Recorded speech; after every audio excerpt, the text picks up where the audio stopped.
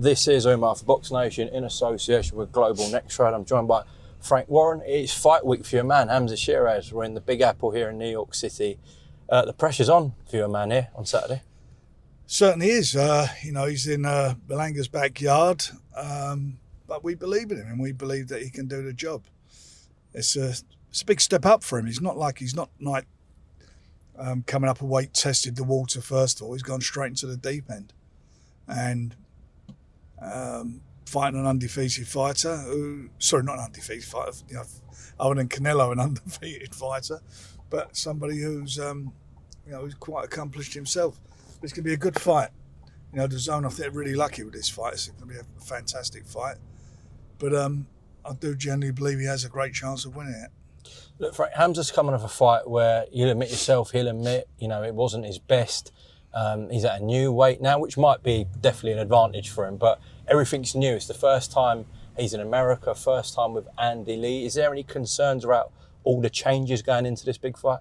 No, well, coming up a weight, he's got to be better off than where he was, because previously he was... sorry, the bloody phone going. He's coming up a weight because previously he was struggling to make the weight. Albeit, I didn't realise how bad that was, and he had that hand injury. But look, he's at a more comfortable weight now. It's easier for him to make the weight, and I think I think working with Andy seems to have a good, strong relationship. Hopefully, that's going to be a plus for him now. Do you think coming to New York first time he's only? What's that? We're here. What, DAZN? Yep. That was a quick interview. Is this it? Yeah. Picking this back up with Frank, the ride to DAZN's offices was very close from the hotel. So we could have walked that. Well, it's spitting distance. Absolutely. Look, we were just talking about Hamzah having a lot of changes going into such a big fight here. Look, he's only boxed in London and Riyadh before, so how do you think he's going to cope with that in New York, Frank? I think he'll be okay. Look, he's at a more comfortable weight. He obviously struggled last time, so there's going to be no excuses about that. And as far as being in New York, he's fought in Riyadh before, so he's fought abroad. It's not like he hasn't fought abroad. But this is his backyard, Berlanga. Oh, that's what you have to do. Guys come over to the UK and fought in his backyard. That's the business. But I think he's got a good mindset. He's very confident. Him and Andy believe that they can do it, and I believe he can as well, and that's why we've made the fight. Now, this is not a question I'd ask him on this week because his full focus and attention needs to be on Edgar Berlanga. But yourself, His Excellency has said that if Hamzah does come through this Saturday, that the Canelo fight, regardless of what happens in a Crawford fight, could be there for him in 2026. So what a carrot and incentive that is. Well, it is, and obviously how much he'd get paid for that fight. It's a big money fight. But I don't want that to get in the way of where he's at. He's got one job to think about, and that's Saturday's job against Berlanga. He's a very, very good fight. As I said earlier, he's lost one fight, which is against Canelo. Went the distance with him, so he's going to be a handful. He can bang. He's not a bad fighter himself, but I just feel that I think Hamzah on his day, I think he's a real tough fighter to beat. Well, look, as you said, Canelo went the distance with Berlanga. Do you think Hamzah can do one better and stop Edgar Berlanga? He's got the power to do it. He's definitely got the power to do it. He can punch. He's a very hurtful puncher. He's tall. He's rangy. And as I say, I think this weight division is going to suit him better. Okay. How do you see the fight panning out in your head? First bell goes. How does it He's got to go out and control it. He's got to go out and he's got to be the boss. He's got a superb jab and he needs to get behind that.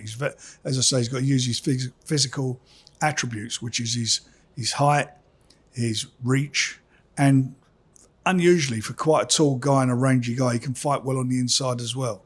So I think he's going to give Berlanga a few surprises. What is your prediction? If he catches him right, he'll go. But I feel he'll win the fight. Okay. If he does do that, once he goes back home to London, how much of a star can you create out of Hamzah Sheeraz? Well, he puts himself well and truly in the frame up there with everybody. He's a very personable guy. He's got a great image. He's clean cut. He ticks all the boxes. Okay, well that is this Saturday night live on DAZN pay-per-view. Also, obviously on that bill was Shakur Stevenson and Williams-Zepeda, Frank. Interested as a neutral to watch that fight? I am. It's gonna be a good fight. I hope. It is going to be a good fight. I'm looking forward to it. Well, His Excellency has made it very clear he doesn't want a Tom and Jerry scenario. We don't want a Jerry and Jerry either. Talking about that, obviously Matchroom had a fight on DAZN last weekend. What did you think about that with Catterall and Eubank? Did you watch it? Or? What I think of the fight? No disrespect to anybody. Stylistically, that's the type of fight you was going to get. I mean, obviously the cut didn't help, but stylistically, there's going to be a clash. There'd be a clash of styles there. That's how I see it. But it was what it was. Terrible cut that Jack got, but it is what it is. Well, I don't think Edgar and Hamzah is going to be a Tom and Jerry fight. No. That's going to be a real tough fight. If there is a Tom there, I think it will be both of them. You can call them Toms because they both got big.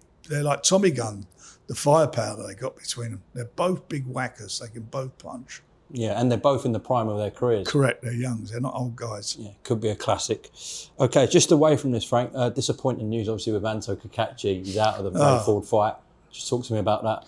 Well, he's apparently got a back injury and he's out, and that's a great shame because he's had such a fantastic 18 months and really established himself on the world scene, and it would have been another great opportunity for him, and I'm disappointed for him. But if you're not well, you can't fight. You live to fight another day. Do you think that fight will get rescheduled, or are you going to do something else with that? I hope so. We'll see how we go. Okay. When did you last speak to the big man, Tyson Fury? I spoke to him on Saturday. About boxing? Or? We had a little chat about boxing, but yeah, all good. He's in the gym and he's training and enjoying life. Okay. Do you think he'll have a warm-up fight, Frank? I don't know. I didn't get into that type of discussion with him. I mean, at the moment, it's all too soon. He's not going to fight till next year anyway, because he's got these commitments to Netflix with the second season of Home of the Furies, and he's also got a documentary being filmed as well on there. Okay. In your mind, though, from his last two fights with Usyk, you believe he could go straight into a trilogy between this break? It depends. It's not just I think Tyson could fight anybody at any time. He keeps himself well. Contrary to what people think, he's in the gym all the time and he's training all the time. But it's not about, as I always say, it's not a pissing contest. It's about making the right moves, and we'll see how he feels next year. Well, from that bit when you spoke about boxing, what was said? Did he speak about Usyk or? Yeah, he wants to fight Usyk. He really does want to fight Usyk. Was Joshua Dubois mentioned at all? Not really. No, he talked about Usyk, and I told him, I said, I think he's going to get beat anyway on the 19th. Just over a week now to go. Was it 10 days, 12 days, whatever it is?